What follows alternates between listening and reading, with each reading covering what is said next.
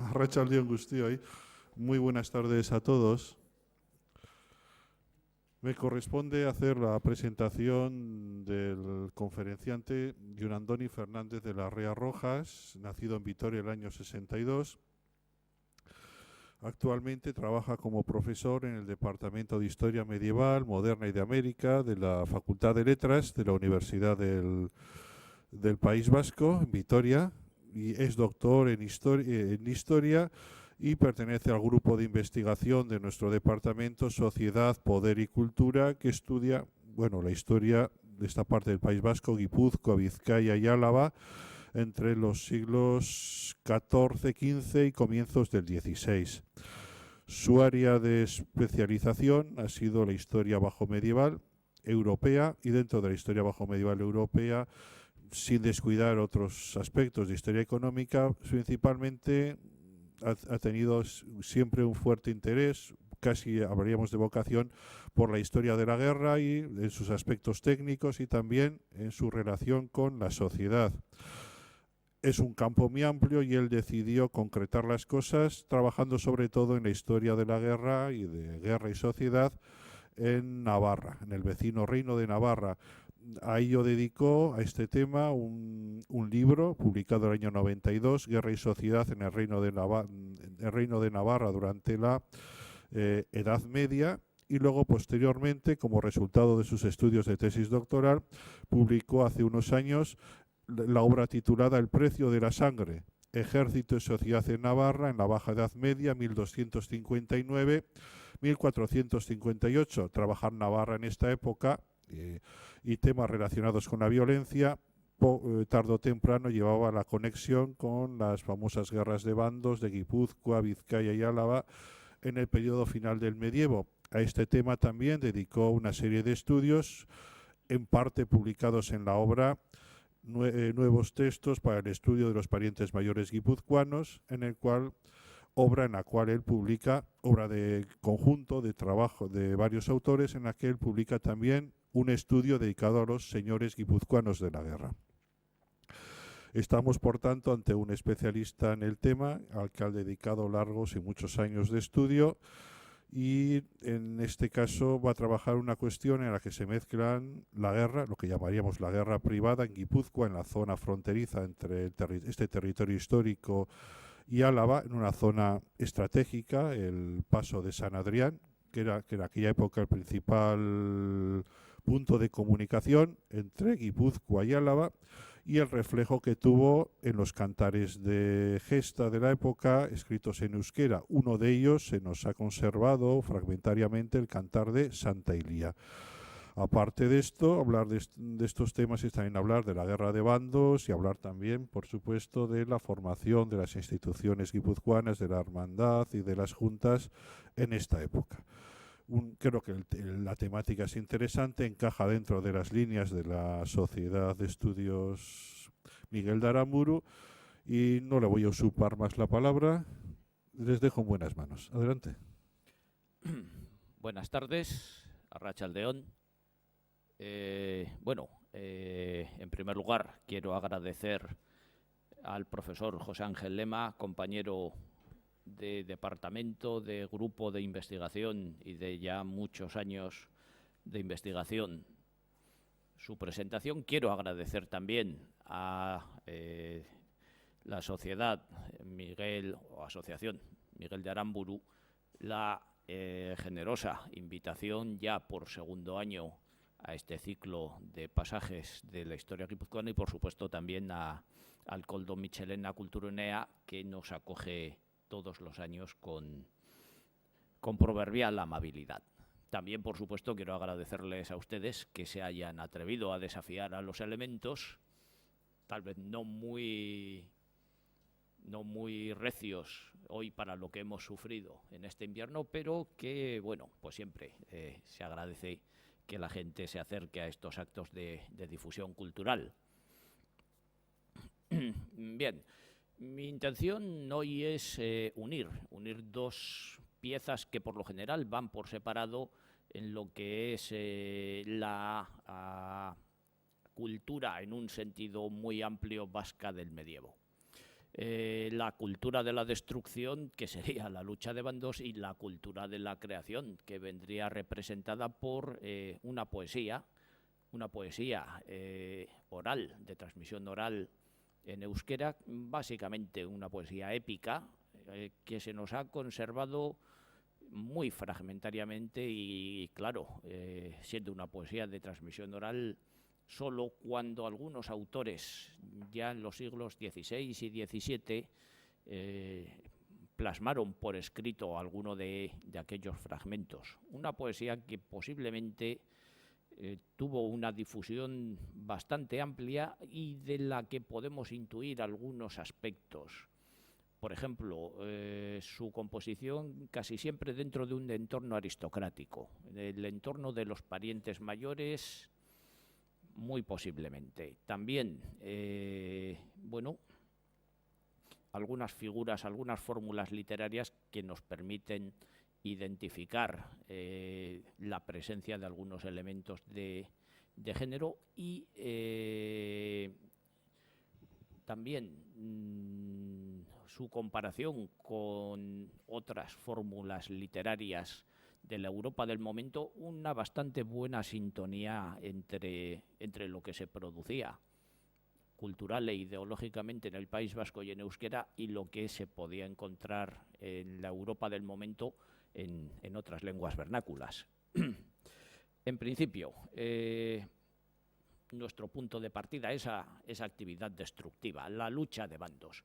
La lucha de bandos que, bueno, como ya hemos comentado en diferentes ocasiones, otros miembros de la profesión y yo, encubre una realidad más compleja, más allá de lo que son los puros y simples enfrentamientos entre las familias aristocráticas, aunque esto viene a constituir, digámoslo así, el entramado en torno al cual se va tejiendo una red de relaciones y de conflictos más complejos.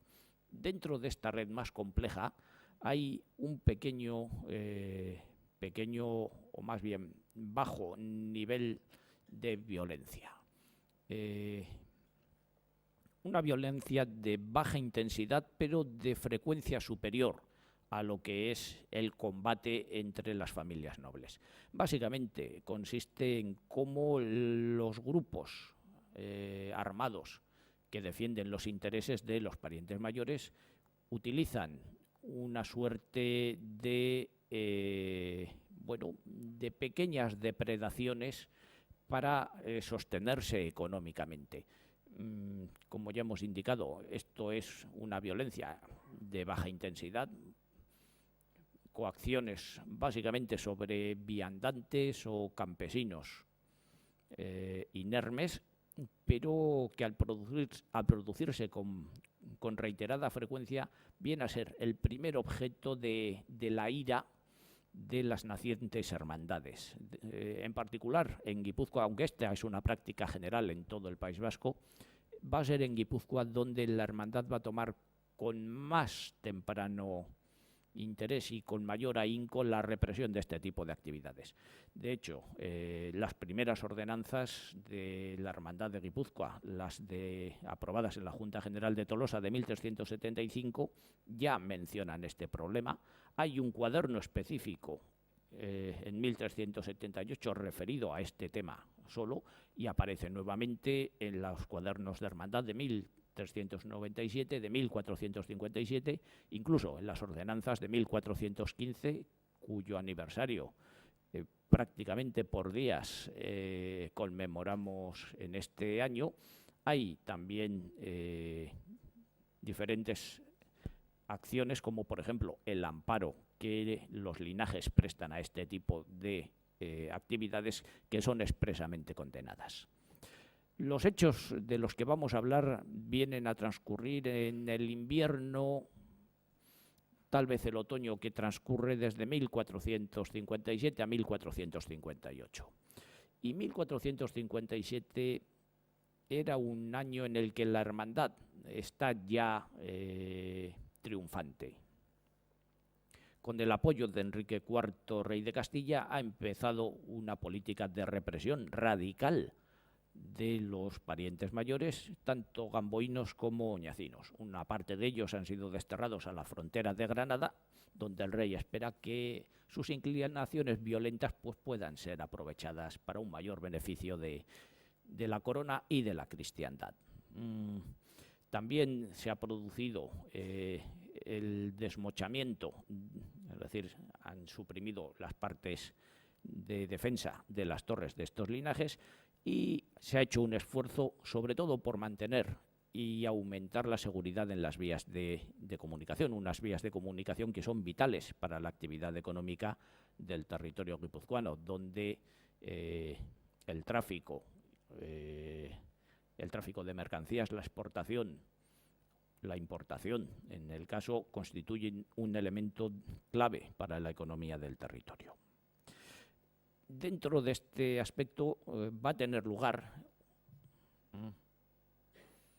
un acontecimiento que es un pequeño epílogo a lo que va a ser esta represión muy rápida y muy eficaz y que sin embargo se va a saldar, como veremos, con el único tropiezo de la hermandad en todo este proceso. Bueno, este es nuestro escenario, esta Guipúzcoa de la Baja Edad Media dominada fundamentalmente por unas villas que han ido reduciendo el territorio en manos de las antiguas circunscripciones territoriales, las alcaldías mayores, y de cuyo ámbito se separan todavía esos dos territorios del sudoeste. Oñate, que es un señorío antiguo, y Léniz, que está en manos desde 1370 de los Guevara, que son al mismo tiempo señores de Oñate y poseen también al sur de la cordillera espacios de señorío en Álava. Es precisamente Oñate el territorio objeto de nuestro trabajo. Dentro de este espacio hay un lugar donde va a transcurrir un hecho aparentemente anecdótico, pero que va a acabar teniendo sus repercusiones en la corte castellana y en un futuro a través de estos fragmentos de esta poesía. En principio, este espacio estaría en ese pequeño culo de saco ya muy al final de Oñate. La cueva de Santa Ilía, que contiene la ermita de San Elías,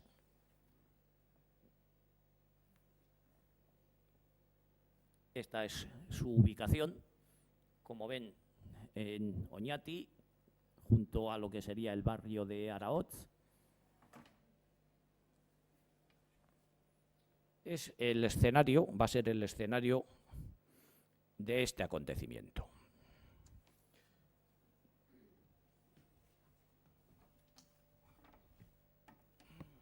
Aquí tenemos una panorámica de lo que es actualmente esta cueva, donde, pues bueno, esa ermita de San Elías tiene el protagonismo. Esta es una foto desde el interior de la cueva. También otra imagen.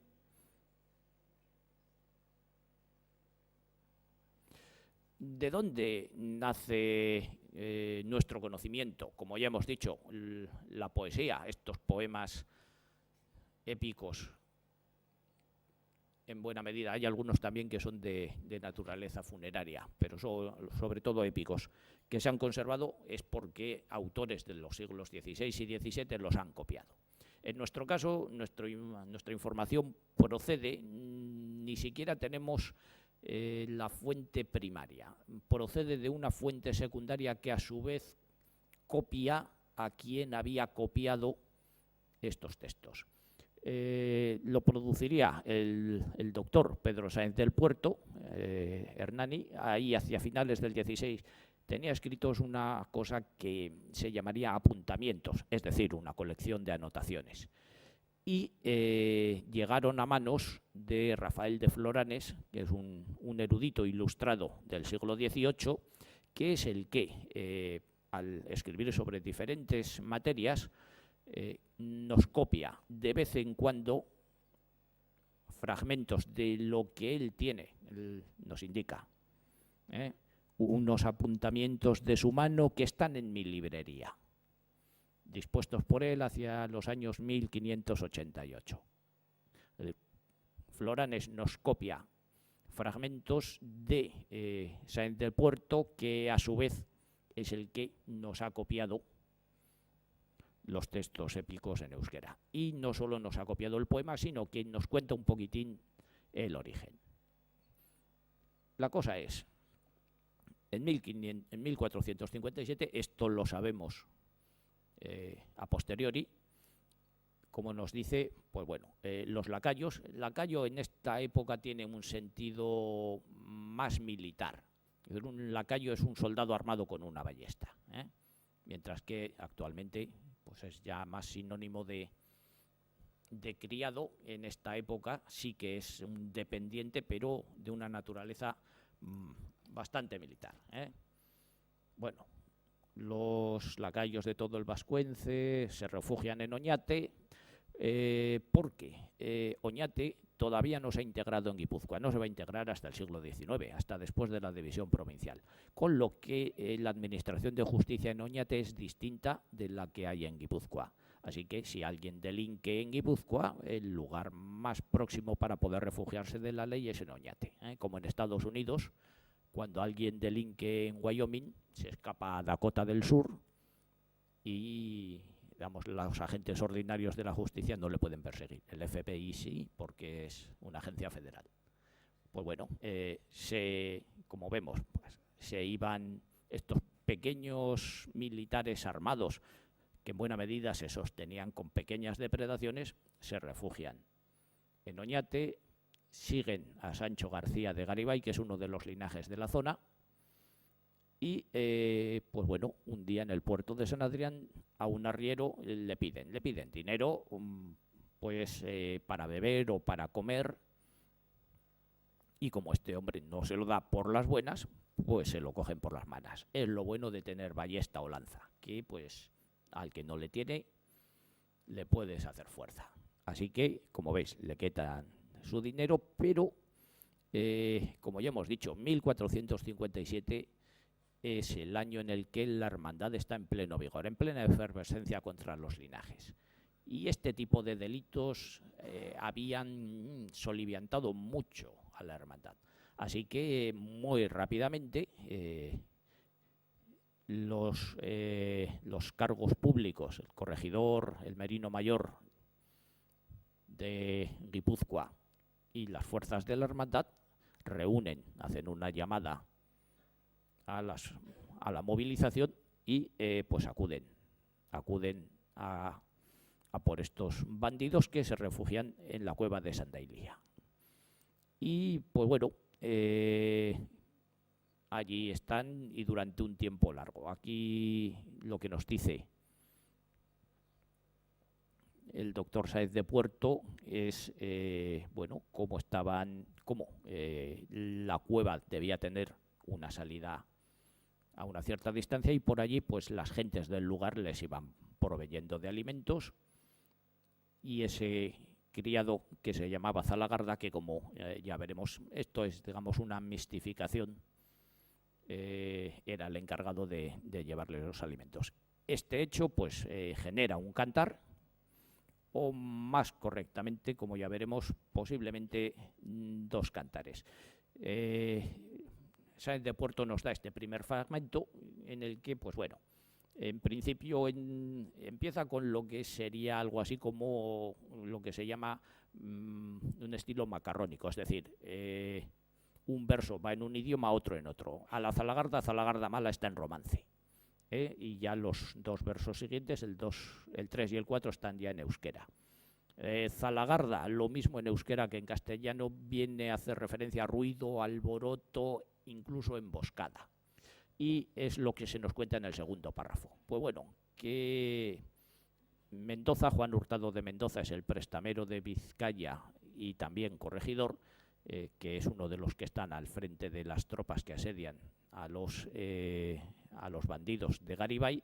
Pues bueno, que iba a recibir una partida de vino de Madrigal, de vino blanco de Madrigal, y se lo roban.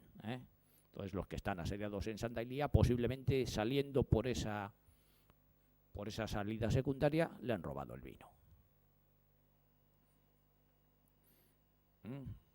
Esto forma parte también del relato del doctor Sáez de Puerto y, pues bueno, ante la imposibilidad de sacar de la cueva a estos bandidos, pues intentan ahumarlos. Es decir, es uno de los mecanismos tradicionales. Antes de que se invente la pólvora y las cosas explosivas, ¿cómo sacas a alguien que se refugie en una cueva?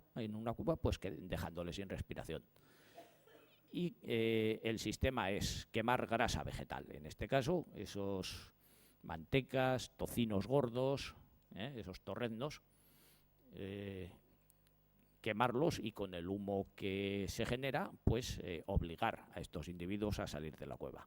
No lo hicieron, pues igual porque, como hemos visto, la entrada de la cueva es muy grande y ahumar eso necesitaría un esfuerzo considerable, o a lo mejor porque, como se nos ha dicho, si hay una salida secundaria por donde les traían los víveres, pues el humo se podría haber ido evacuando por allí.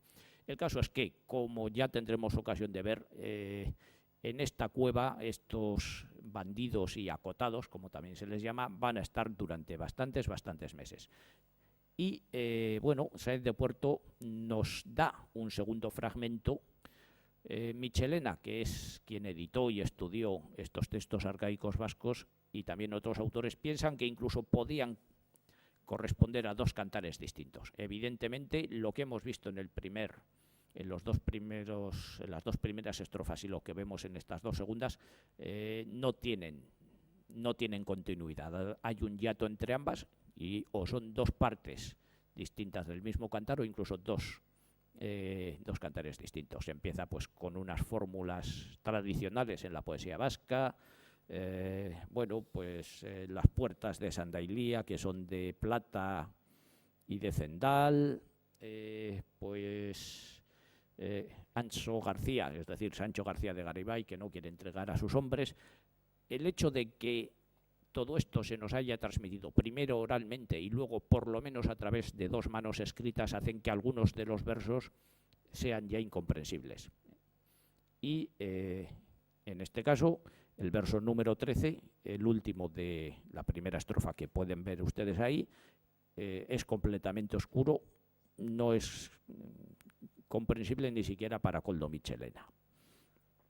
Y lo que viene en el siguiente párrafo parece indicar que en alguna de esas salidas que los asediados de la cueva hacen de vez en cuando contra las tropas de la hermandad, pues el contingente de Lazcano pone los pies en polvorosa y sale huyendo. Y los versos finales también son un poquitín, sobre todo el último, un poquitín oscuros. En principio, todo este asunto, todo este problema no parecía ser muy diferente de una dinámica que se había producido en el País Vasco durante los últimos 100-150 años. Les pongo aquí un ejemplo, en este caso de la tierra del duranguesado, pero que, digamos, no proviene de un texto normativo, sino que es un interrogatorio a unos testigos que nos cuentan lo que ellos han conocido. En este caso es el equivalente durangués de Sancho García de Garibay, que es Fernando de Berna. Y pues bueno, cuando le vienen a visitar otros individuos de su misma categoría, Perceval de Mújica es el hermano del señor, hijo bastardo de un señor de Aramayona y hermano de su sucesor, o Juan de Garay, el de Aramayona, pues van a consumir más de lo que hay en casa de este pequeño noble. Así que lo que hacen es repartirse por las casas de los alrededores y obligarles a pagar en dinero o en especie para proveer. Y como se nos dice,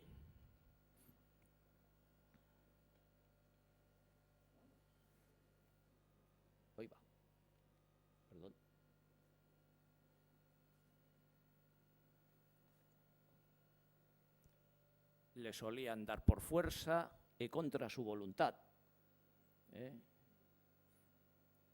Si no les daban, que mayores daños les vendrían. Si les viene a la cabeza la imagen de la mafia en Sicilia cobrando el pizzo a los propietarios de negocios de pequeños comercios en Mesina, pues no les extrañe. No es el único testigo que lo cuenta. Le solían hacer muchos daños a los vecinos y moradores de la dicha villa de Durango y a los otros que pasaban por el camino real. El testigo vio como en los tiempos pasados a muchos de los comarcanos, a muchos caminantes así de las partes de Guipúzcoa y de Bilbao como de otras partes, es decir, y al que se resistía, como ven en las últimas líneas, vio a Juan de Bustunsuriaga ser robado y descalabrado en la cabeza por los de la dicha casa de Berna. Al que se resistía, pues bueno, se le zurraba. En algún caso, incluso se llega a dar muerte al individuo robado. Pero este es el arriero, este es el mismo caso de ese arriero que ha originado todo el problema.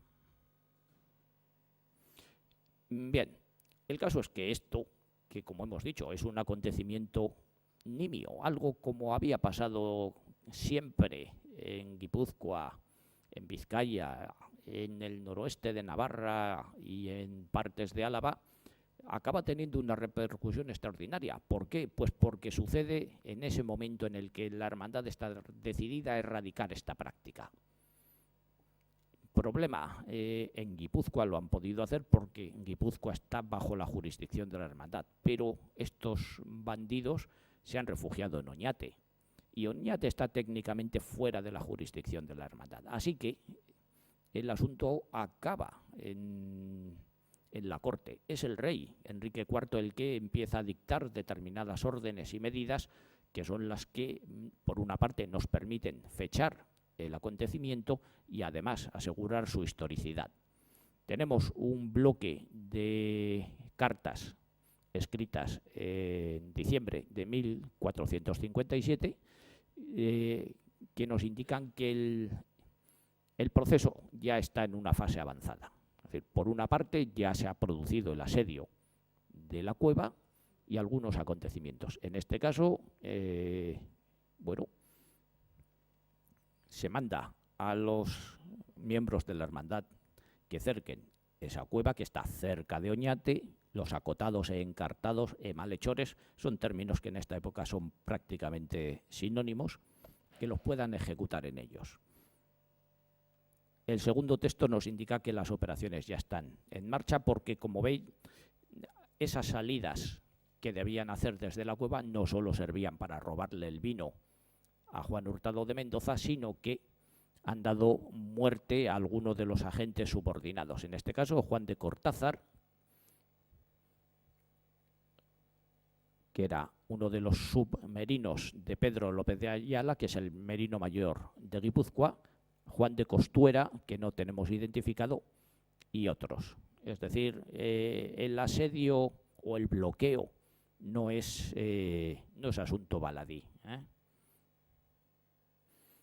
El caso es que el asedio sabemos que se prolonga durante todo el invierno porque una segunda tanda de cartas emanadas desde la corte, en este caso también vienen de Madrid, nos indican a fines de marzo de 1458 que las operaciones no se han resuelto.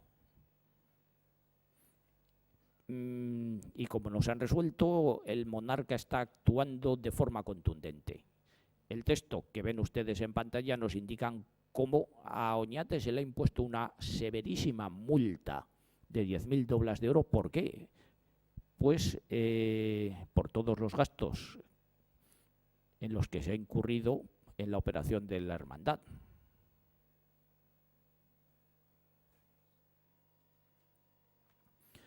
Las cartas se envían a quienes son los señores, en este caso Íñigo de Guevara, y como es menor de edad se menciona a su madre, Constanza de Ayala.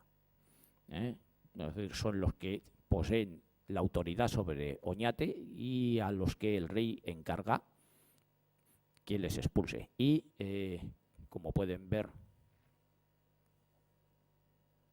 aquí aparece nuevamente la mención al asesinato del merino de la provincia.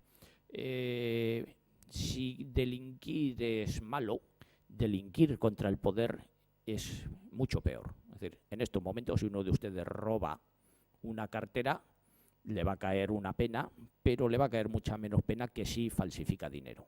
Es decir, los delitos contra la autoridad del Estado son mucho más graves. Entonces, en este caso, además, bueno, es un asesinato, pero sobre todo es el asesinato de un agente del poder, de un agente de la corona. Y en esto, esta medida, como ya hemos dicho, esta carta reitera uno de los elementos que esas ordenanzas de 1415 indicaban, que de ninguna forma estos señores que tenían bajo su amparo a este tipo de individuos, en principio para su defensa, para las guerras privadas que pudieran tener con otros nobles, que en forma alguna les amparasen si la justicia les demandaba. El hecho de que esta sea la ordenanza de 1415 y que los acontecimientos que estamos hablando sean de 1457 les dará una idea de que no era una normativa a la que estos pequeños nobles cumpliesen de buena voluntad. Y me dirán ustedes, bueno, mucho está durando ese asedio durante todo un invierno.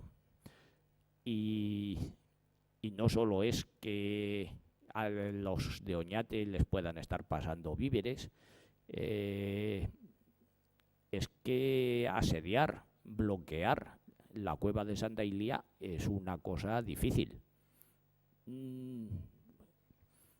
Hemos visto antes unas imágenes desde el interior de la cueva, pero que no nos permiten hacernos idea de lo que es de la dificultad de asediar la cueva, pero esta foto sí. Esta foto está tomada desde el otro extremo, desde la otra pared del valle, y claramente puede verse la dificultad de acceso.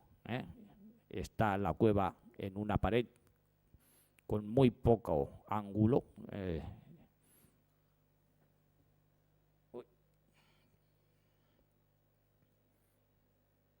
Aquí pueden ver el camino, cómo está la pared cortada a pico. Ven aquí este puente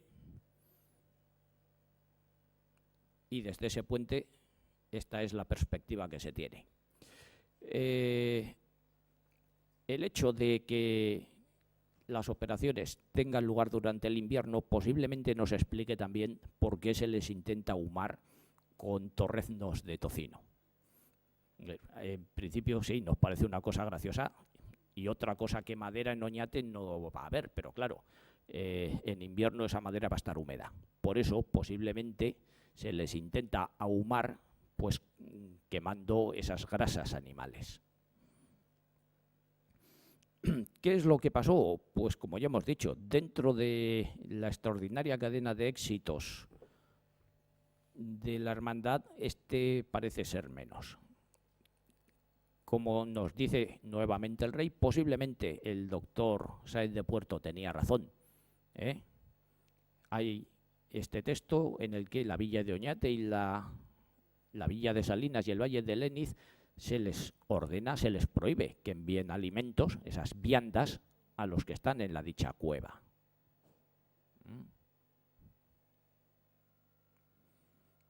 Y en septiembre el asunto todavía colea. Los acotados no han sido desalojados. Y bueno, las primeras cartas eran de diciembre, de finales de diciembre del año 1457, pero como ya vimos, parte de las operaciones ya se habían empezado. Para diciembre Juan de Corcuera ya había sido muerto. Es decir, a lo mejor estas operaciones se han estado prolongando durante 10 meses seguidos y sin éxito. Se ordena ya a la propia gente de Oñate, que sean ellos los que ejecuten la justicia. Don Iniego es don Íñigo de Guevara, Juan Alonso de Mújica es el señor de Aramayona. Ya no solo se les está conminando a los miembros de la hermandad a que ejecuten este acto, sino que sean las justicias ordinarias de los señoríos de las zonas de los alrededores, nuevamente reiterando una de las cláusulas del cuaderno de hermandad de 1415. Que los agentes de la justicia ordinaria no sean remolones y que ejecuten la justicia en las actividades de represión contra estos individuos que llevan a cabo el bandidaje. No volvemos a tener más noticias de la operación, pero todo nos lleva a pensar que, bueno, que al final los contingentes de la hermandad se acabaron retirando y que simplemente el tiempo hizo que el asunto no fuera a más. La hermandad no consiguió prender y ejecutar a estos bandidos, pero posiblemente sí que ellos se dieron cuenta de que estas actividades ya no iban a salirles gratis, de que la hermandad, aunque sin éxito, había sido capaz de movilizarse y asediarlos. Y desde luego, a partir de esta época tenemos muy pocas noticias que nos hablen de enfrentamientos de violencia dentro de la propia Guipúzcoa. El interior está pacificado, hay algunas anécdotas, pero mientras en Vizcaya, incluso en Álava, todavía en los años sucesivos, vamos a encontrarnos actos de violencia relativamente fuertes, incluso con batallas campales, Guipúzcoa va a ser para ello un remanso de paz. La hermandad se ha hecho con el control firme del orden público y va a ser incluso capaz de meter un poquitín la nariz en, por ejemplo, en las guerras civiles que están transcurriendo en Navarra, de apoyar al rey cuando Enrique IV tenga en las décadas sucesivas más problemas con otros nobles, con nobles castellanos de mayor poder, pues la hermandad le va a apoyar con seguridad. Ese Pedro López de Ayala, que resultaba ser merino mayor de Guipúzcoa, va a ser de los que en los años 60 apoyen a las facciones contra. Seguro que han visto ustedes estos últimos años esa serie Isabel, pues dentro de aquella dinámica de luchas por el poder en la corona castellana, los guipuzcoanos van a ser fieramente leales a la corona y pues van a tomar el castillo de Beloaga, van a actuar contra Pedro López de Ayala, que va a estar en la facción opuesta a Enrique IV. Y bueno,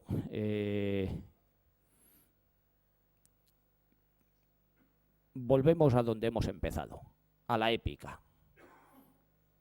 Es uno de los elementos que hasta el momento no habíamos ido engarzando dentro de nuestro discurso. Es decir, los filólogos se habían acercado a estudiar este fenómeno desde su punto de vista. Para ellos es una de las mejores formas de conocer el euskera que se hablaba en la Edad Media. Pero ellos lo habían ido viendo por ese lado. Y ahora nosotros podemos nos hemos decidido a ir integrando estas informaciones dentro de nuestro discurso. ¿Qué es lo que pueden ofertarnos? Nos ofertan testimonios, una producción de primera mano de lo que serían las manifestaciones de la ideología de los nobles de la época. Porque, como ya hemos dicho, prácticamente todos los textos que conocemos, bien de una naturaleza funeraria o bien de una naturaleza épica, pertenecen al entorno aristocrático. Pueden ser unos oñacinos, otros pueden ser gamboínos, pero siempre vinculados a los parientes mayores. En todos los textos de los que hemos tenido conocimiento, solo en uno de ellos aparece la hermandad, y es este. Y como ya hemos visto, en este caso la hermandad aparece para ser ridiculizada. esos individuos a los que les roban el vino del merino o esos de Lazcano que salen huyendo no son los señores de Lazcano, son las gentes de Lazcano que forman parte del contingente de la hermandad. Este es un poema que se ha generado en ese entorno de Sancho de Garibay o como mucho del señor de Oñate. Por si alguien está interesado, pues aquí está lo que han sido las fuentes que hemos empleado para este trabajo. La edición que hizo Michelena de estos textos arcaicos dentro de un volumen más amplio en el que se recogían testimonios anteriores y posteriores, un monográfico del seminario Julio de Urquijo, publicado precisamente gracias al concurso de la Diputación de Guipúzcoa, hizo una segunda edición en 1990 y una batería de textos nuevos procedentes de una fuente vizcaína, la Crónica de Ibargo en Cachopín, ha sido editada por Julen Arriola Bengoa. Algunos de estos textos, si quieren, los pueden encontrar online. El campus de Álava de la Universidad del País Vasco los tiene digitalizados y el texto de Floranes en el que se nos extraen los fragmentos del doctor Sáez de Puerto se encuentran también en ese texto digitalizado en la web canadiense Archive.org, que ha hecho un gran esfuerzo digitalizando fuentes de todo el mundo y en concreto de la península ibérica. Como les he dicho, tenemos, gracias a estos textos épicos vascos, una forma privilegiada de conocer la ideología, la propaganda de nuestros linajes y lo que hemos podido ver, en este caso no tanto, pero en otros sí, es una identidad de fórmulas y de universo mental común con la nobleza europea. Algunos aspectos que podían parecer incluso anticuados, la idea de estos nobles como defensores de la sociedad, los velatores, esos combatientes dentro de una sociedad en la que unos rezan, otros trabajan y los terceros combaten, ellos son los que combaten. Los que defienden la patria cristiana contra el Islam, los que defienden la frontera contra guipuzcoanos, franceses, contra navarros, franceses o ingleses, los que, como nos dicen en un texto, es decir, mandan sus hombres y combaten. A ellos no les es dado ni romper la tierra ni guardar ganados. Y, claro, después de este periodo, de esta pacificación, ¿qué es lo que va a pasar con ellos? Pues, bueno, van a ser absorbidos en una nueva realidad. Es decir, no van a dejar de ser los defensores, pero ya van a pasar a estar estructurados en lo que van a ser los ejércitos permanentes de la corona. A lo largo del final del siglo XV se va a ir pergeñando en casi toda Europa lo que van a ser los ejércitos permanentes. Ha habido primero una profesionalización de los ejércitos y ya al final de la Edad Media estos ejércitos, además de profesionales, se hacen permanentes. Es decir, haya paz o haya guerra, están en funcionamiento y van a ser absorbidos. Es decir, los individuos de menor nivel, estos que con sus venablos han robado al arriero en el puerto de San Adrián, van a constituir el peonaje, es decir, las fuerzas de a pie del ejército. Los individuos del nivel de Sancho de Garibay van a suponer los mandos intermedios y los individuos como el señor de Oñate en Guevara se van a instaurar como los capitanes de las compañías del ejército permanente, con un reparto de salarios en proporción a los puestos que ocupan. Y al final, como nos dicen ya algunos de los autores que a principios del 16 circulan por este espacio, como Andrea Navallero u otros coetáneos, es decir, esta es la región de Castilla que más hombres valientes cría, y cómo acaban todos ellos en esos momentos absorbidos en las fuerzas del emperador, que en ese momento es Carlos V, que está dominando los campos de batalla de Italia y de Europa. De hecho, Andrea Navallero es el embajador de Venecia, que viene a asegurar la paz con el emperador. Y este sería un poquitín el punto final, el punto al que nuestros peleones y belicosos parientes mayores y sobre todo sus agentes subordinados acaban llegando, integrándose en ese servicio a la corona, a la monarquía y ya bajo el control político de esa hermandad de Guipúzcoa, que es la que se ha hecho con el control político del territorio y lo ha pacificado. Pues muchas gracias. Pues muchas gracias a Jon Andoni Fernández Larrea por su intervención. Llega, como es habitual en este tipo de actos, pues el turno de preguntas. En principio, como presentador me tocaría el turno de hacer la primera y pasaría luego el testigo a los miembros del público que pudieran estar interesados. Por mi parte, solo una pregunta que parece ser sencilla. ¿Cuáles eran las dimensiones de esta guerra? Quiero decir, en cuanto de estas pequeñas guerras de siglos XIV-XV en el Guipúzcoa, quiero decir, en cuanto al número de combatientes, poco más o menos. Estamos hablando de pequeñas guerras modestas en general, ¿no? Sí, de hecho, no nos hemos metido, pero buena parte de estas guerras privadas derivan de qué. De que en Guipúzcoa y en Vizcaya y en algunas partes de, básicamente, lo que podemos considerar el arco atlántico del País Vasco y en general de la península ibérica, hay muchos nobles con una base económica muy reducida. Entonces compiten mucho entre ellos. Entonces tampoco pueden reclutar contingentes muy elevados. Por lo general, por lo que sabemos, los individuos que son capitanes de los grupos reducidos, que no son linajes amplios, gente como Garibay, como el Fernando de Berna que hemos visto antes, no suelen tener a su servicio más de 10 hombres. Los linajes de parientes mayores, que son aquellos que reclutan a esta gente, suelen alcanzar, según cuál sea su nivel, unas cuantas decenas, por encima de un centenar.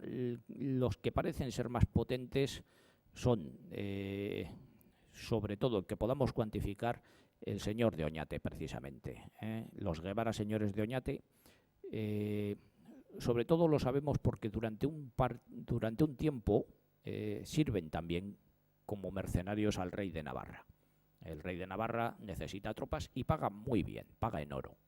Así que una parte de los linajes guipuzcoanos pues sirve al rey de Navarra combatiendo en Normandía. Hay alguno que acaba hasta en Albania. También hubo una película en los años 80. Pues por lo menos un guipuzcoano acabó por allí. Y sabemos que Guevara, cuando más reúne, puede reunir hasta unos 400 hombres.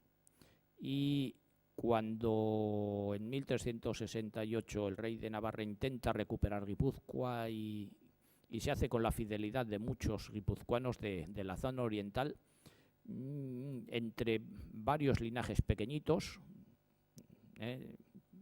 encabezados por el señor de Amézqueta, llegan a unos 390. Nunca más. La movilización es reducida porque la base económica de estos nobles es reducida. De hecho, incluso con esos 10 hombres que un señor muy pequeñito tiene a su cargo, tiene problemas para mantenerlos. Si no, no tendrían que dedicarse a estos actos de pequeño bandidaje para sostenerse. Y bueno, solo una pregunta más y por no seguir monopolizándote. ¿Se sabe algo sobre el armamento utilizado? Un poco más o menos. Bien, tenemos dos elementos condicionantes. Uno, este nivel económico del que hemos hablado hace que, evidentemente, no haya mucha caballería pesada. Es decir, que es la fuerza por excelencia de la nobleza en esta época. Y, en segundo lugar, la orografía que tiene Guipúzcoa pues tampoco permite que se utilicen fuerzas de caballería pesada. Por lo general, la mayor parte son peones, un porcentaje de entre un 25 o como mucho un 30% serían ballesteros, los demás serían lanceros. Y en los linajes pequeños, 1 o 2 personas irían a caballo. Por ejemplo, en el caso de los señores de Ugarte o en el caso de los Amézqueta. Otra excepción es nuevamente Guevara, el señor de Oñate, que claro, posee todo el señorío de Oñate, posee el señorío de Leniz y además señorío en Álava. Es capaz de sostener económicamente contingentes de caballería pesada pues de entre 20 y 40 hombres de armas. Sí, teniendo en cuenta que hombres de armas son equivalentes. Sí, el hombre de armas es el individuo que tiene una armadura completa de pies a cabeza y además va a caballo. Y empiezan a aparecer, en algunos momentos, cañones. Empiezan a aparecer algunas bombardas. Hay más en Vizcaya que en Guipúzcoa, por lo que hemos visto por las fuentes, pero empieza a haber también artillería en manos privadas. Pues muchas gracias. Bueno, hemos monopolizado a Jon Andoni. Ahora les toca a ustedes el turno de preguntas. ¿Quién desearía empezar?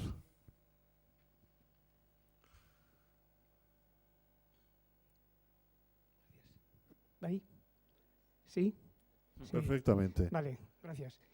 Yo tengo una pregunta. El señor de Oñate y digamos que las clases de laboradores, como decías antes, es decir, campesinos, menestrales, ¿jugaron el mismo papel a la hora de apoyar a estos que, digamos, huían de la hermandad?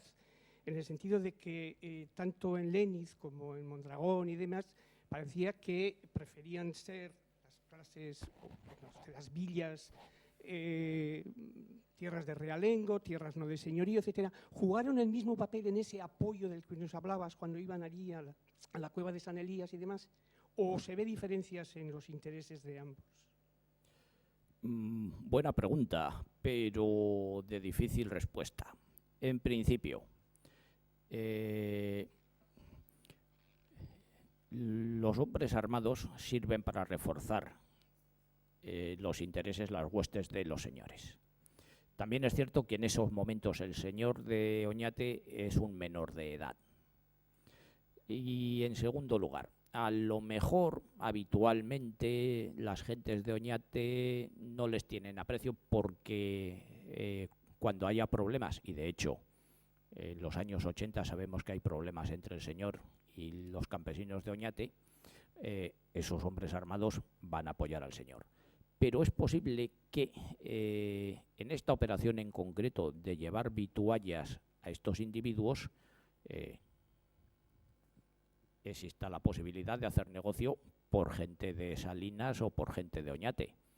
En ningún caso sabemos si el señor les envía vituallas para mantenerlos o si gentes de Oñate ven la oportunidad de hacer negocio porque estos individuos estarán necesitados y cobrarles las vituallas a más alto precio.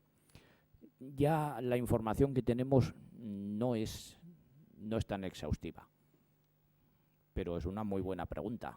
En este caso se hizo una ganancia de pescadores a río revuelto o el apoyo es más oficial. No lo sabemos, porque como habéis visto, la corona acusa a todo el mundo. Para la corona que está en Madrid o en Úbeda, todo el mundo le parece un potencial culpable. De hecho, es decir, las cartas llegan hasta el señor de Aramayona, que ya está a una distancia prudencial de la cueva. Adelante. ¿Alguna otra pregunta?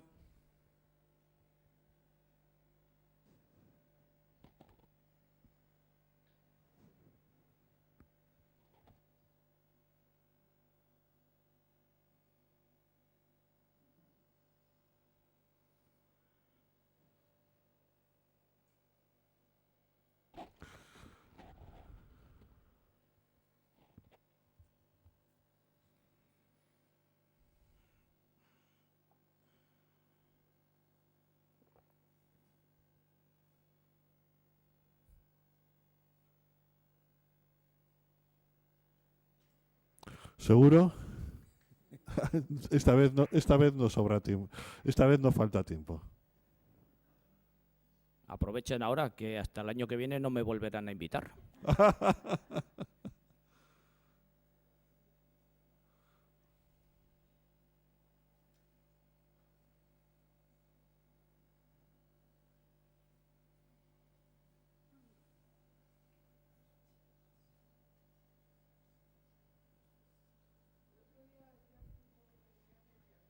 Sí.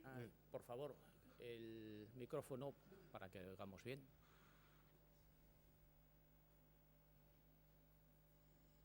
En la charla anterior decía aquel conferenciante que había estructuras feudales en Guipúzcoa y Vizcaya en esa época.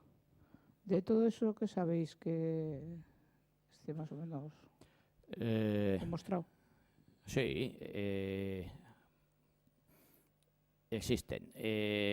En principio, Vizcaya, toda ella es un señorío. Lo que pasa es que se fosiliza. En un momento dado, el señor de Vizcaya, digamos, el señorío es heredado por el rey, y esto le coloca en una situación un tanto extraña. En Guipúzcoa, en principio, la mayor parte de Guipúzcoa está bajo el dominio real, pero, como hemos comentado, Oñate es un señorío posiblemente creado en algún momento del 11 y Leniz acaba en manos de los Guevara en 1370. Luego, en el resto del espacio, los pequeños nobles de los que hemos estado hablando, a veces sin permiso, sin aquiescencia del rey, son capaces de imponer a los campesinos de algunas comunidades situaciones de dependencia feudal de facto, es decir, por la vía de los hechos. Tenemos un texto que ya se ha convertido en famoso en la historiografía guipuzcoana. Sí, se refiere a un acuerdo que hay en Astigarraga en 1382 entre los habitantes de esa aldea guipuzcoana y la familia local de los señores de Murguía. Se establece una serie de cargas económicas para los vecinos de esa aldea a cambio de la protección de la casa de Murguía, y además se establece una especie de justicia paralela. No se niega la justicia real, pero como primera instancia, si surge algún pleito entre los vecinos de la aldea, se recurre al señor para que haga un arbitraje, y en caso de que falle ese arbitraje se piensa ya en acudir a los representantes del rey. Se da efectivamente en algunos momentos pues una imposición de lo que llamaríamos derechos de señoríos. De todas formas, como ha señalado John Andoni, es en Oñate donde eso aparece más formalizado.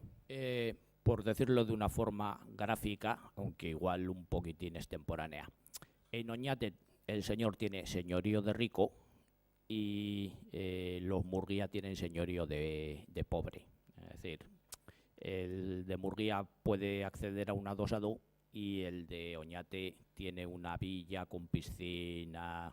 Es decir, el señorío de Oñate es un señorío mucho más evolucionado, perfecto, entre comillas, más correspondiente al modelo organizado que se conoce en toda Europa que estos otros. Claro, como hemos dicho, el problema de los nobles guipuzcoanos es que son muchos y con muy poco poder. Entonces, el poder que pueden ejercer sobre los campesinos está geográficamente limitado a lo que es su área de influencia, porque muy rápidamente entran en conflicto con otro pequeño señor que intenta hacer lo mismo, y con el paso del tiempo con las villas, con unas villas que no están dispuestas a que nadie les levante la voz y que se acaban con el paso del tiempo convirtiendo en las dominadoras del territorio guipuzcoano. Bueno, esto es indicativo también de lo que es el señorío en la Edad Media, esta dependencia entre la nobleza y lo que llamaríamos grupos productores o clases productoras, pueden darse todo tipo de situaciones, desde la situación de Oñate, que es un señorío de libro, de manual, de instituciones medievales, hasta la situación que vemos en Astigarraga con los señores de Murguía. Es decir, que y a menudo puede ser, en su forma más degradada, una serie de derechos dispersos en un área geográfica. El derecho a cobrar una tasa en un molino, el derecho en otro punto a cobrar unas tasas por la utilización del bosque, y en otros sitios los derechos por cobrar un peaje en un puente, por ejemplo. Y eso también pueden ser derechos fragmentados de señorío, que eso sí que es muy típico en Guipúzcoa. Sí. Se dan ambas situaciones, pero el señorío, a veces pensando en las películas que es una mancha bien definida en un mapa, puede no serlo. Sí, como ya hemos dicho, Oñate es posiblemente el ejemplo más acabado, y lo que tienen los demás nobles guipuzcoanos pues es una copia no tan perfeccionada. Estoy pensando también en Verástegui, como los señores de Verástegui tienen una serie de derechos sobre los montes de Leizaran, y que suelen derivar de momentos de necesidad en los que las comunidades de campesinos se hacen más débiles y más vulnerables, y en ese momento los señores aprovechan para implantar sobre ellos una sumisión, pues bueno, el adjetivo que me viene a la cabeza es injusta, pero no solo eso, hacer una sumisión, digámoslo así, irregular. Algo que se implanta por la fuerza de los hechos, que a veces se consigue hacer o reconocer a través de un documento, como en el caso de Astigarraga, pero que en otras ocasiones ni siquiera lo conocemos muy posteriormente, cuando esos campesinos, ya cuando la hermandad está dominando la tierra, animados por ella, deciden resistirse, poner un pleito, por ejemplo, en torno a los patronatos de las iglesias, porque el control del patronato de la iglesia indica controlar el diezmo, un 10% de todo lo que se produzca. Entonces, en torno al patronato de la iglesia, en torno al diezmo, se producen muchos conflictos. Bueno, sí, la iglesia de patronato es una iglesia fundada sobre un solar que está bajo dominio de un aristócrata, de un noble local, y el noble, por amparar la construcción de ese edificio, se cree con una serie de derechos, normalmente a nombrar el párroco, que luego es consagrado por el obispo. En algunas partes de Europa, a veces ni siquiera eso, y luego, a continuación, el cobro de los diezmos o de una parte sustancial de ellos. Estos diezmos no van al obispo, que es la autoridad superior, como mucho consagra al elegido por el noble local, lo cual genera una serie de tensiones. Por un lado, con la comunidad de feligreses, que no reciben la atención pastoral adecuada. El párroco a veces es una persona sin formación adecuada y sin poco interés para las cosas espirituales. Y por otro lado, el obispo, que ve que hay una zona o una comarca donde su jurisdicción es sencillamente una sombra.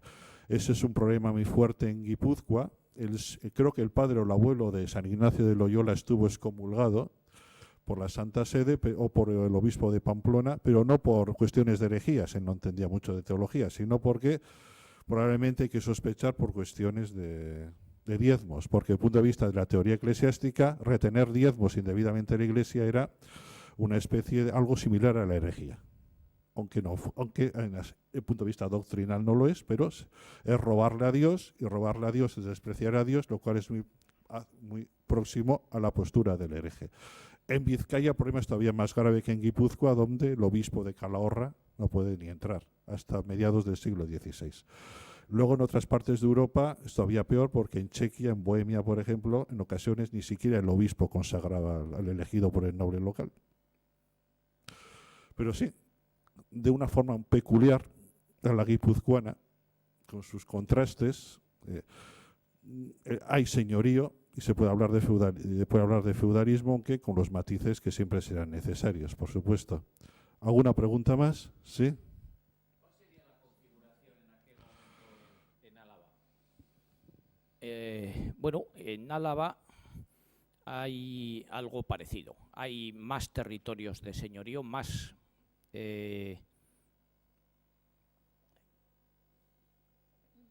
parecidos al modelo de Leniz. Hay algunos señoríos antiguos, pero sobre todo hay concesiones de señorío de mediados del siglo XIV. Y se va formando también una hermandad como en Guipúzcoa.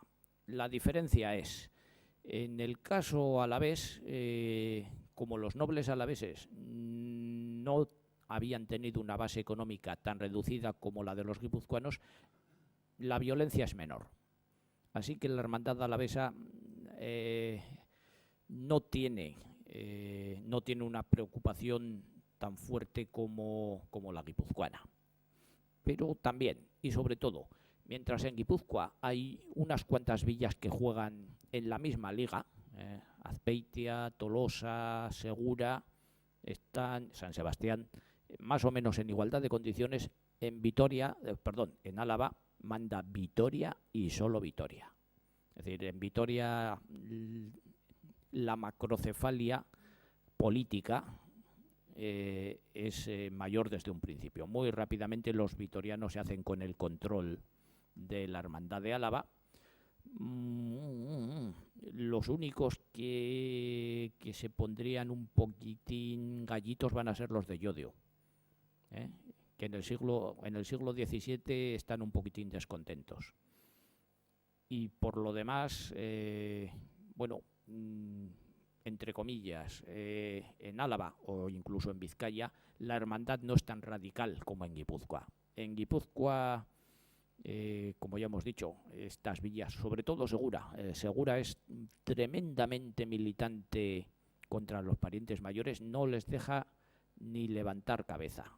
En Álava la cosa es más moderada porque no ha habido tanta violencia, y en Vizcaya lo que pasa es que las juntas no alcanzan tanto poder como tienen las guipuzcoanas. En digamos, en el modelo de los tres territorios de la comunidad autónoma, el modelo de hermandad guipuzcoano es posiblemente el más firme, el más potente de entre los tres. En Álava es un poquitín distinto por esa macrocefalia vitoriana, pero la hermandad en Guipúzcoa es muy poderosa. Bien, y luego otra diferencia sería que la alta nobleza alavesa está muy conectada con la castellana, muy integrada en los cuadros. Sí, como hemos dicho, como la nobleza alavesa tiene un nivel económico mayor, relativamente pronto da un salto cualitativo y pasa a la corte. Entonces, se ve en los enfrentamientos, pero no en Álava, compite ya en la corte castellana, con lo que, digamos, Álava no es tan escenario de violencias como Guipúzcoa, porque sus nobles están compitiendo, digamos, en una categoría de enfrentamiento superior. Han alcanzado los Mendoza, que hemos visto aquí, es decir, Juan Hurtado de Mendoza es señor de Martioda en Álava, de la Ribera en Álava, pero posee también señoríos en Castilla, es prestamero mayor en Vizcaya y durante un tiempo es también corregidor. Es decir, es un individuo que aparece aquí como agente del rey, pero en realidad en los enfrentamientos en los que él es no un delegado del rey, sino un participante activo, será en la guerra civil de Enrique IV contra su hermano, el príncipe Alfonso. Y luego tenemos el caso de los Ayala, muy poderosos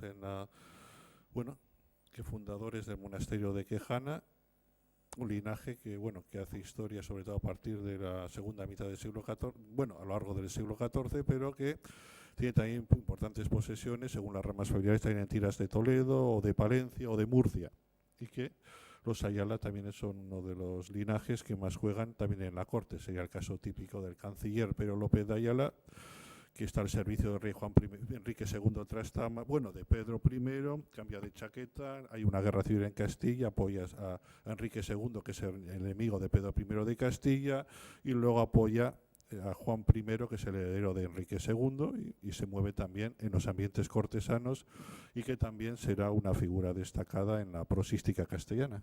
y dejando varias crónicas destacadas. Es decir, Álava se mueve con unas características muy distintas. Quizá lo más parecido a Guipúzcoa sería el señorío de Aramayona, que está en una zona atlántica de Álava, mirando ya casi hacia la vertiente cantábrica de aguas, y el señorío de Aramayona tenemos, por un lado, pues el caso muy típico, por un lado, de un señorío jurisdiccional, pero también de un señor bandido, o de un señor feudal, pero en el aspecto quizá más siniestro de la evocación de la Edad Media. Se ha conservado de finales del siglo XV un pleito que los habitantes del valle plantean contra el señor de Aramayona, en el que se enumeran todas las tropelías, todas las exigencias excesivas y a veces todos los crímenes cometidos por el señor contra los habitantes del valle. Quizás sería el caso que más se acercaría, pero a la dinámica que vemos en Guipúzcoa o en Vizcaya. Sí, eso. Sí, como guipuzcoanos pensaban ustedes que podían estar mal con esos noblecillos, en Aramayona estaban mucho peor. Las tropelías de las que es acusado Juan Alonso de Mújica son un poquitín espeluznantes. Y yo diría que posiblemente Aramayona a lo que más se parece es a Oñate, que su circunstancia jurisdiccional le aproxima bastante a Oñate. ¿Alguna pregunta más? En este periodo que estamos analizando hoy, mediados del siglo XV, y cuando el rey de Castilla adopta este acuerdo de entrar tan duro con el bandidaje, ¿estaba vigente la práctica de los que escapaban, por ejemplo, y se introducían en los templos, quedaban a salvo? Y una segunda pregunta. Yo recuerdo en una conferencia anterior de usted, habló de los curas bandidos. ¿En esta zona que ha señalado hoy también se daban estos casos de estos curas bandidos? Sí, a ver, en primer lugar sí que existe un derecho a acogerse a sagrado, pero es mucho más eficaz acogerse al refugio de un noble. El refugio en sagrado tiene una vigencia espacial y además puede ser violado sin demasiados problemas. Es decir, por una parte violado físicamente y por otra parte que el obispo dé permiso a las autoridades de entrar en esa jurisdicción si es para capturar a un bandido. Sin embargo, por lo que sabemos, es más eficaz refugiarte en el territorio de un noble si has cometido un delito en territorio del rey o incluso de otro noble. Y hay veces, lo sabemos porque al cabo de unos cuantos años, incluso más de una década, alguien puede acabar siendo capturado y ajusticiado, pero mientras tanto ha estado 5, 6, 7 años dando vueltas, pues por ejemplo, un individuo implicado en la quema de Mondragón es asesinado por hombres del señor de Aramayona que había fallecido allí, y estos individuos acaban siendo capturados en Bilbao. Es decir, y Bilbao es una jurisdicción diferente a Aramayona y es una jurisdicción diferente a Guipúzcoa. Y lo que han ido es refugiándose en jurisdicciones distintas. Es uno de los elementos del feudalismo, esta fragmentación jurisdiccional. Y como ha señalado el profesor Lema, claro, dentro de este sistema en el que quien posee el patronato nombra al párroco, hay veces que a quien nombra es a alguien a quien quiere recompensar, a alguien que forma parte de estas redes clientelares, a un hermano de Sancho de Garibay, por ejemplo. Entonces, claro, en realidad esta persona no tiene mucha vocación eclesiástica y lo que hacen es vivir como sus hermanos mayores, así que actúan como en ocasiones, en unas ocasiones son simplemente cómplices. Sabemos de casos de curas que ocultan los bienes que han sido robados, lo hacen en sus casas, en sus graneros, y en otras ocasiones sabemos que intervienen mano armada en actos violentos que acaban en combate. Y esto sucede en Vizcaya y sucede también en este espacio. Tenemos un pleito que se dirime entre Léniz, bajo el señorío de los Guevara, y Mondragón sobre el disfrute de montes. Entonces, una de las cosas que se hacen en los pleitos es ponerles tachas a los testigos de la otra parte. No habiendo pruebas documentales, pues el testimonio oral es importante. Entonces, ¿cómo desacreditas el testimonio oral? Pues indicando que el otro es un borracho. Borracho es una de las acusaciones más típicas.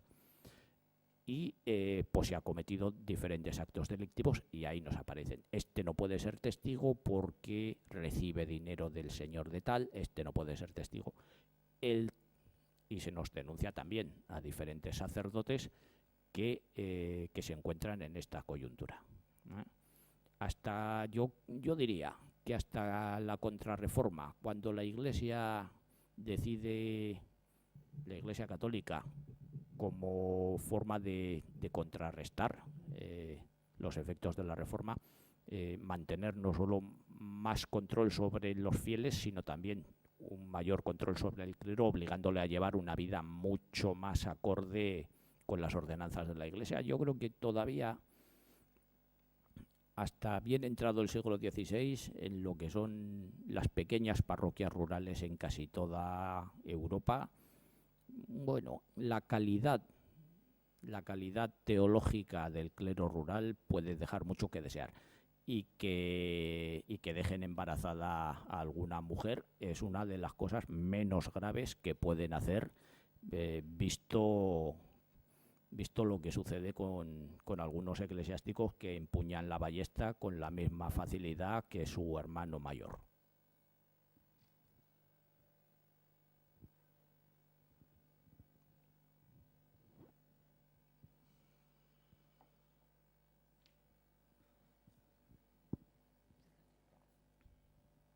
Yo lo que quiero saber es cuál es el origen, de dónde surgen estos señoríos y esta nobleza. Bien. Es un tema que nos daría para mucho, pero convencionalmente suponemos razonablemente que en esta parte del mundo, esto sucede en toda Europa, lo que pasa es que con un cierto decalaje. Primero parece que sucede en Francia y luego en oleadas sucesivas en las Islas Británicas, en la península ibérica, en Italia. Pero aquí, más o menos a partir de 1070, lo que había sido un sistema de gobierno público, degradado, pero público, con unas jurisdicciones que dependían de una ley pública y una justicia pública, con un monarca que representaba el poder, se ven usurpadas. Usurpadas vendríamos a decir, en un vocablo actual, privatizadas, pero es decir, no porque el rey privatice, sino porque quienes ocupaban antes las delegaciones del poder real se quedan para sí con este poder. Entonces, no es un proceso completo ni perfecto. Hay partes enteras de los dominios que antes controlaban los reyes que se segregan. Es lo que pasa en Oñate, es lo que pasa en Vizcaya o en Aramayona. Claro, hay un juego que es, esto es un problema para los monarcas, no lo pierden todo. Son capaces...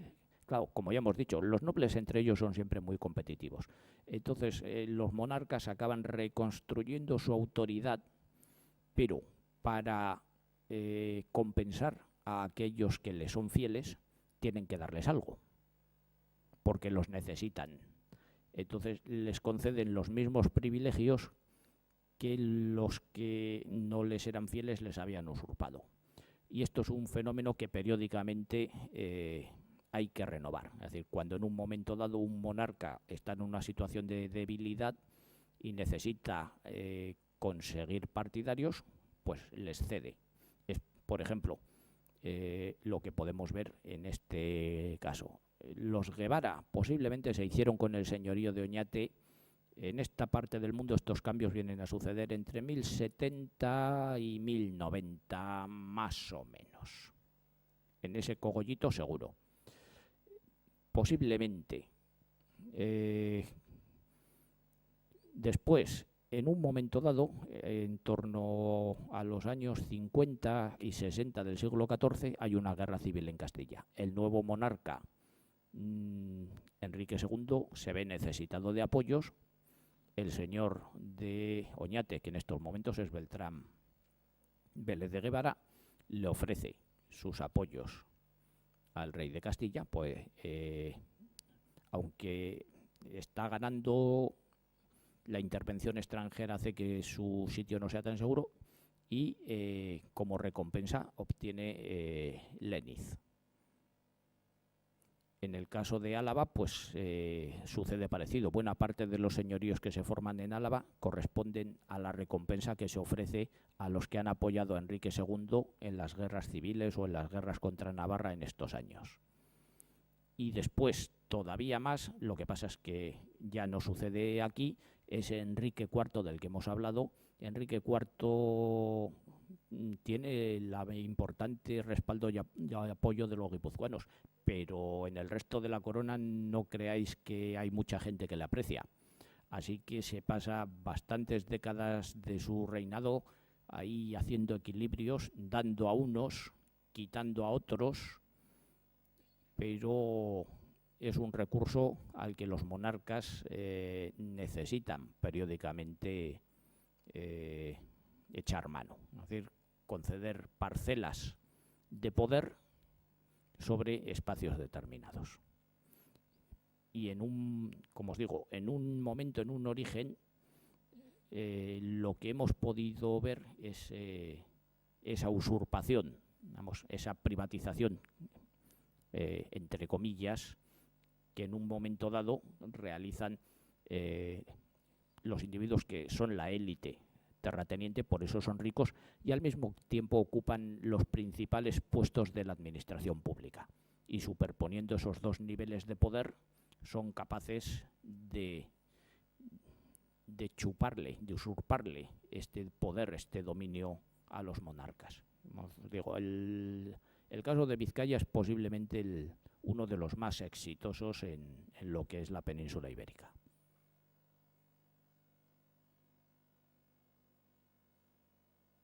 Ya, pues, si les parece, el tema es interesante, daría para mucho más, pero tenemos exigencias de tiempo y hemos de cerrar ya la sesión. Pues muchas gracias a todos por vuestra asistencia y, por supuesto, al conferenciante José Ramón, John Antoni Fernández de la Rea.